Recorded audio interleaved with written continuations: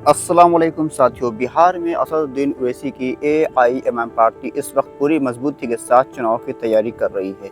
बिहार में इसी साल विधानसभा के चुनाव होने हैं और बैरिस्टर असदुद्दीन ओवैसी की एआईएमएम पार्टी इस बार पूरी मजबूती के साथ बिहार में चुनाव लड़ने की घोषणा कर चुकी है। असदुद्दीन ओवैसी की पार्टी बिहार में 40 से 50 सीटों पर प्रत्याशी उतार सकती है, लेकिन यहाँ पर इमाम पार्टी की गठबंधन की भी चर्चा चल रही है। यहाँ पर देखने को मिल रहा है कि असदुद्दीन ओवैसी की एआईएमएम पार्टी को महागठबंधन में एंट्री मिल सकती है। साथ ही साथ ये भी दावा किया जा रहा है कि इमाम पार्टी इस बार तीसरा मोर्चा बनाकर बिहार में चुनाव में उतरेगी। अब यहाँ पर देखना होगा कि असदुद्दीन ओवैसी का अगला दाव क्या रहता है। असदुद्दीन ओवैसी पिछले दिनों 3 दिवसीय दौरे पर बिहार आए थे, जहाँ पर उन्होंने रैलियां करी और 2 प्रत्याशियों के नाम का ऐलान भी किया, जैसा कि बहादुरगंज विधानसभा सीट से 4 बार के पूर्व विधायक रहे तौसीफ आलम को उम्मीदवार बनाया, तो वहीं ढाका विधानसभा सीट से राणा रणजीत सिंह जैसे राजपूत नेता को भी अपना उम्मीदवार बनाया।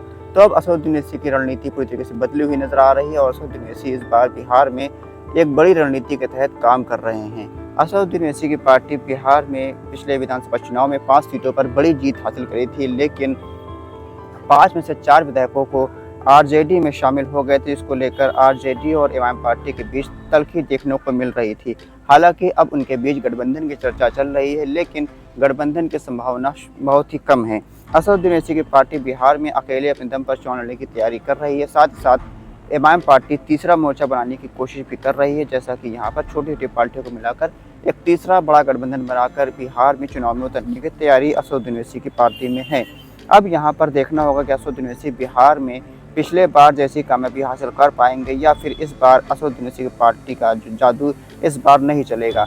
असदुद्दीन ओवैसी की पार्टी बिहार में जो मुख्य केंद्र है वो सीमांचल का इलाका है और सीमांचल में असदुद्दीन ओवैसी की पार्टी पिछले विधानसभा चुनाव में 5 सीटों पर कामयाब हुई थी।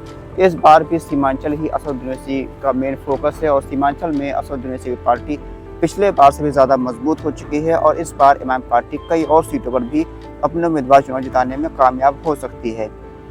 सीमांचल के इलाके के ही बहादुरगंज विधानसभा सीट आती है, जहां से कांग्रेस के 4 बार के विधायक रहे तौसीफ आलम इमाम पार्टी में शामिल हुए हैं और उनको असदुद्दीन ओवैसी ने अपना प्रत्याशी भी बना दिया है।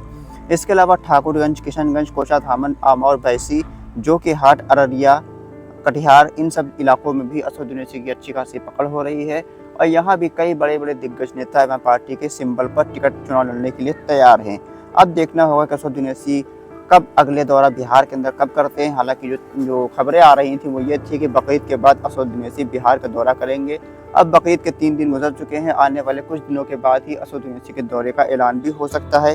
उस वक्त असदुद्दीन ओवैसी कुछ और प्रत्याशियों के नाम का ऐलान भी कर सकते हैं बिहार में और बिहार में एक नया समीकरण के तौर पर असदुद्दीन ओवैसी अपनी संभावना को व्यक्त कर सकते हैं। असदुद्दीन ओवैसी की एआईएमएम पार्टी बिहार में काफ़ी ज़्यादा मजबूत हो चुकी है और असदुद्दीन ओवैसी अपना पिछला बार के जो 4 विधायक उनके टूटे थे उनका भी बदला पूरा लेना चाहते हैं।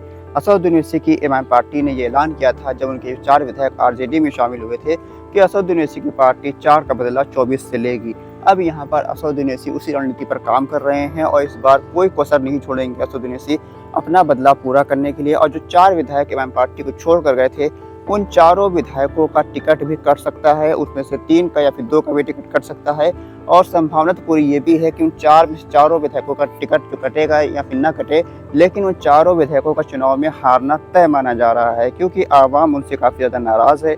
आवाम ने असदुद्दीन ओवैसी की पार्टी को वोट दिया था, असदुद्दीन ओवैसी के सिंबल को वोट दिया था, न कि इन विधायकों को वोट दिया था। अब ये विधायक जब इमाम पार्टी के सिंबल पर चुनाव जीत कर अपना पाला बदल चुके हैं तो आवाम इस वक्त उनको चुनाव का इंतज़ार कर रही है और आवाम पूरी तरीके से इनको चुनाव में हरवाना चाहती है और चुनाव के जैसे नज़दीक आ रहा है तो इन लोगों की बेचैनी भी बढ़ती जा रही है और ये असदुद्दीन ओवैसी पर तरह तरह के इल्ज़ाम लगाना शुरू कर चुके हैं। हालांकि असदुद्दीन ओवैसी अपनी रणनीति पर काम कर रहे हैं और आने वाले दिनों में असदुद्दीन ओवैसी बिहार में और भी सीटों पर उम्मीदवार उतारेंगे और कई बड़े बड़े दिग्गज नेता भी इमाम पार्टी में शामिल होने वाले हैं। असदुद्दीन ओवैसी की पार्टी में कई पूर्व विधायक, पूर्व सांसद, पूर्व मंत्री भी शामिल होने की संभावना जताई जा रही है। इसके अलावा इमाम पार्टी बिहार में लगभग 10 से 12 सीटों पर चुनाव जीतने की पोजीशन में आ रही है और जो सर्वे आने वाले आएंगे उसमें भी ये चीज़ देखने को मिलेगी कि असदुद्दीन ओवैसी की पार्टी इस बार 10 से 15 सीटों पर चुनाव जीत सकती है और बिहार में एक नया राजनीतिक समीकरण के तौर पर असदुद्दीन ओवैसी की पार्टी का डिप्टी सीएम भी बन सकता है। अब यहाँ पर देखना होगा कि महागठबंधन कितनी सीटें जीतेगा। अगर महागठबंधन को 10 सीटें 5 सीटें कम पड़ती हैं सरकार बनाने के लिए, तो ऐसे में असद ओवैसी उनको समर्थन देकर डिप्टी सीएम पद ले सकते हैं।